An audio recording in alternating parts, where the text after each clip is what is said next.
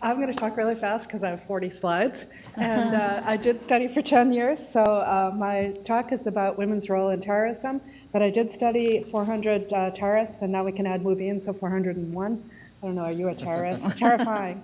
And anyway, I went through Gaza, West Bank. I stayed in homes of terrorists. I went to Morocco in the slums. I went into Iraq, and I went all over the place talking to terrorists, and in some cases trying to rehabilitate them.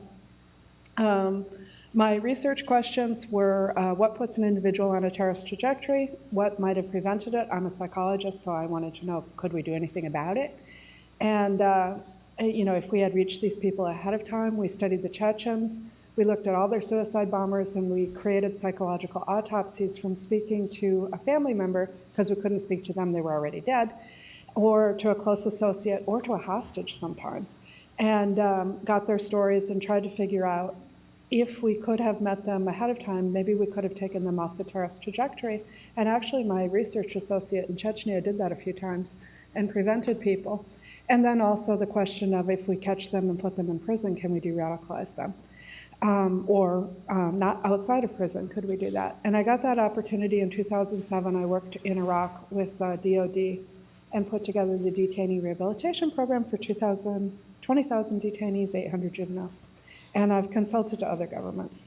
But my findings are, terrorists are made, not born. That's number one.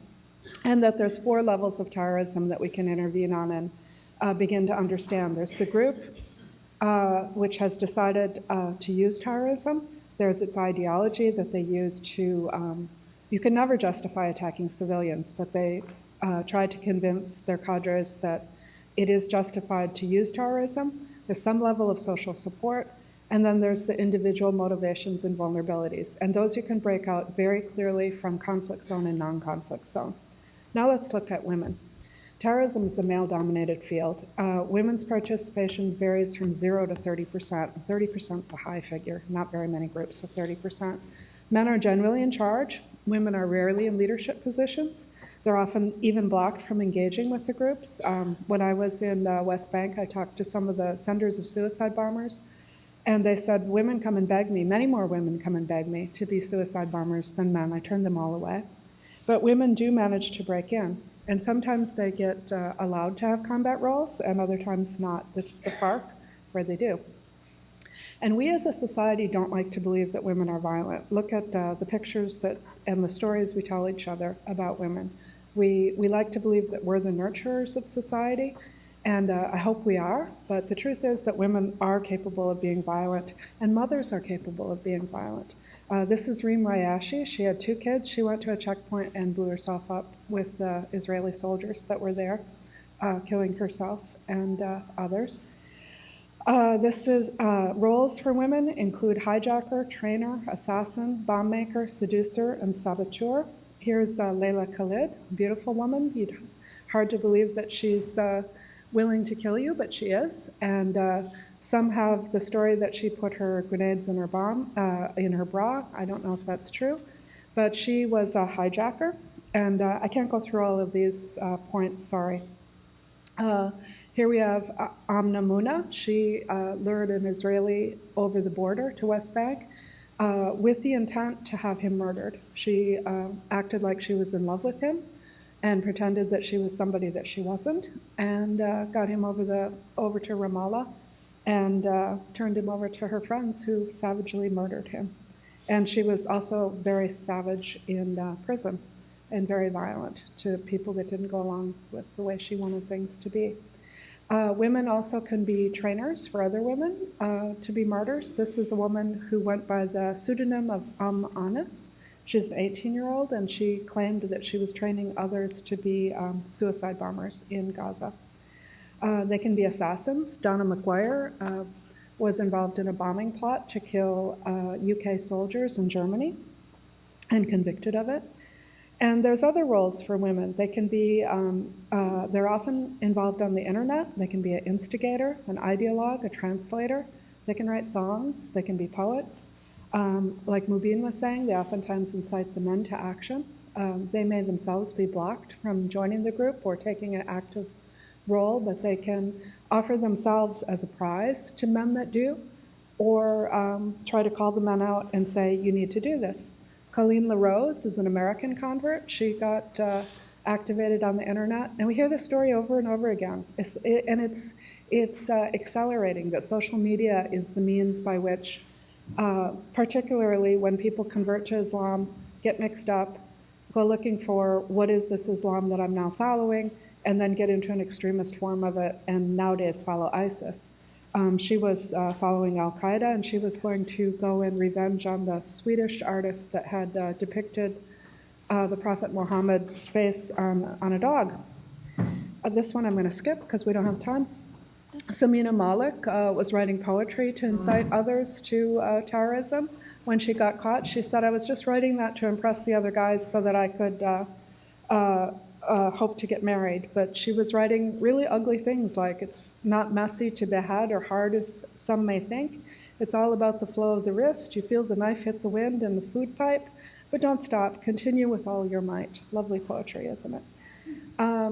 Malika Al-Roud was a Belgian-Moroccan that left Belgium for a while. She was married to the guy that went and killed, oh God, I'm going to lose his name, General Massoud. Her husband pretended to be a journalist and put a camera up for an interview knowing that it was going to explode, and did a suicide operation to kill both General Massoud and himself. And she greatly glorified him, was very proud to be a widow. A lot of the women are very proud to be the widow of a martyr. And then she went on to start a website and incite men to do what her husband did, and also include women to follow her. There was also the women from the Hofstede group in the Netherlands. Many of them translated texts into local languages, so they would take things from English that were part of Al-Qaeda and translate them into the Dutch, and then they were very revered as scholars. They weren't actually scholars, they were just translators, and many of them made informal marriages with the guys in their group. And some consummated their marriages, some didn't. But, you know, as Mubin was saying, sex is a reward. And if you can have an informal marriage with somebody, you know, telling them, yeah, I'm gonna be really serious about this, probably are gonna get a bit more serious because you got a good reward. Sometimes Muslim women are homebound if they're in a very conservative culture. The internet changes all of that. Maybe you can't go out, maybe you are watched over, but if you can get to a computer in your house, suddenly you're out there, and you can be interacting with people in faraway countries, you can have flirtations, you can do the whole deal. Other roles for women are indoctrinating within the family and the community. This is a little kid that I did an interview in West Bank, and they brought the kid with the Hamas headband out. I mean, you know, getting indoctrinated already at that age. They can do small arms training, electronic jihad, and then we had magazines that were specifically made for women. Al-Qaeda had Al-Kanza magazine in 2004, Al-Shamika in 2011, and now we have ISIS trying to recruit women. Women can also be couriers of messages, they can be fundraisers, they can be recruiters, and they can be propagandists. They can also be suicide operatives. This is Muriel de Koch. She was the first white Belgian to go and kill herself for Al-Qaeda in Iraq. And because women are rarely in leadership positions, they're easily expendable. They get huge media amplification if they suicide, because we don't like to think that women are violent, so we're completely horrified when they are. They can distract and look innocent, so they cross checkpoints easily. And they're highly glorified in cults of martyrdom. If we look at female suicide terrorism, up to 2006, we had 220 female bombers. The highest participation was in the Tamil Tigers, second Palestinians, third Chechens. That may have changed, but they're only 15% of the total. So it's a male-dominated field even for suicide bombers. And here we see again, yeah, I guess that is right, for 2006, that the Chechens were third. But and as far as social support, in some groups, it's not socially supported for women to be involved, only if it's tactically necessary. So the Palestinians blocked women for a very long time. This is Ayat Akras, who went as a bomber. When they loosened up on that, they let her go. And this is a poster of Wafa Idris and her niece and nephew in their home. Imagine sitting there in front of that huge poster. I know it really affected me. I was like, wow, she's really being glorified. And those kids are growing up with that every day. And she was the first Palestinian female bomber. And the group didn't claim her right away. Fatah didn't claim her because they weren't sure how it would go over that they had sent her. But suddenly the whole Arab world erupted in praise and started writing poetry. There were fatwas. And she broke a new barrier in the ideology that it is okay for women to go and do this. Chechens were among the first, that they were 50-50 right from the beginning. The Palestinians were angry about that. The women went to their leaders and said, what about us? We want to go. And finally they won their place. Iraqi women, we saw a little bit more coercion, and we saw women that were in really desperate situations. Now we're seeing ISIS. I don't think we've seen any female bombers in ISIS yet. We have seen them in Al-Qaeda. And probably the best example of media amplification using women is the theater in Nordost in Moscow. They sent 20 women, 20 men. They were called Black Widows. They weren't widows, some of them were, but they wore Islamic robes because they were religious. They were Salafi, and the press misinterpreted that and thought that they were widows. So they dubbed them Black Widows. Of course, that went all over everywhere. They were for 3 days in the theater, and everybody was asking themselves, what could be so horrible in Chechnya that these 20 women went? They didn't ask that same question about the 20 men.